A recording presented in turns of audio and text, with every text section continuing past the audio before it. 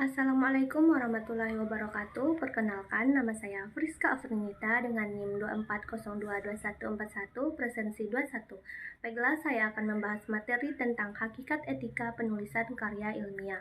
Menurut sumber terbaru, ada 4 etika penulisan karya ilmiah, yaitu 1. Kejujuran. Penulis harus menyajikan data dan hasil penelitian secara jujur, tanpa manipulasi atau fabrikasi. Hasil penelitian harus sesuai dengan apa yang ditemukan di lapangan atau laboratorium.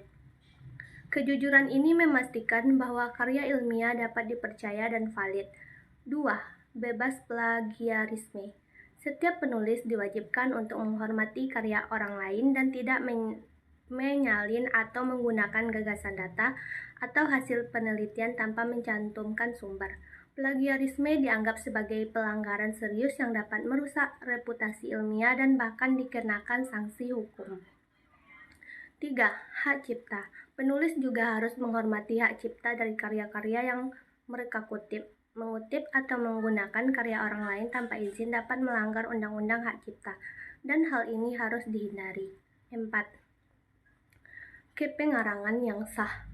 Dalam penulisan karya ilmiah, hanya orang-orang yang benar-benar berkontribusi secara signifikan dalam penelitian yang layak disebut sebagai penulis. Menambahkan nama yang tidak berkontribusi merupakan pelanggaran etika penulisan. 2. Tata tulis dalam penulisan karya ilmiah. Berikut beberapa tata tulis dalam karya ilmiah, yaitu 1.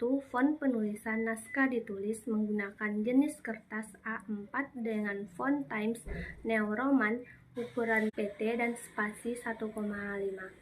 Margin standar biasanya berukuran 3 cm di kiri dan di kanan, serta 4 cm di atas dan di bawah halaman. Yang kedua, judul dan subbab. Judul bab ditulis menggunakan huruf kapital ditebalkan dan diletakkan di tengah halaman. Subbab ditulis dengan kapitalisasi awal setiap kata, kecuali untuk preposisi dan kata penghubung, dan juga ditebalkan.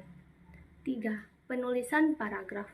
Paragraf baru dimulai dengan identitas sekitar 1,25 cm atau 7-8 karakter dari batas margin kiri. Jika menggunakan aplikasi, biasanya diatur dengan opsi indeks otomatis. 4. Struktur. Karya ilmiah harus disusun secara sistematis dengan bagian-bagian yang terdiri dari pendahuluan, tinjauan, pustaka, metodologi, hasil diskusi, kesimpulan, dan daftar pustaka.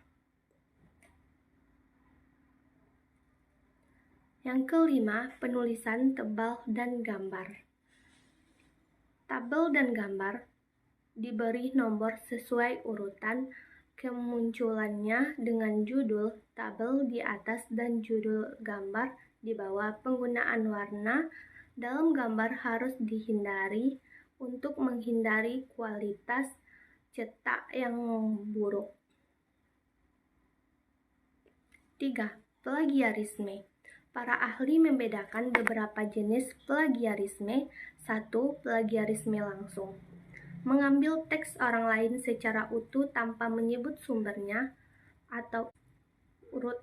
Yang kedua, plagiarisme mosaik. Menggunakan frasa atau ide dari sumber lain dengan sedikit perubahan namun tanpa memberikan kredit yang jelas. Yang ketiga, self-plagiarisme. Menggunakan kembali karya sendiri yang sebelumnya telah diterbitkan tanpa izin atau tanpa mencantumkan sumber. Yang keempat, plagiarisme tidak disengaja. Terjadi karena kurangnya pengetahuan dalam mengutip atau mengelola sumber informasi. Baiklah, saya Friska Afrinita undur diri. Assalamualaikum warahmatullahi wabarakatuh.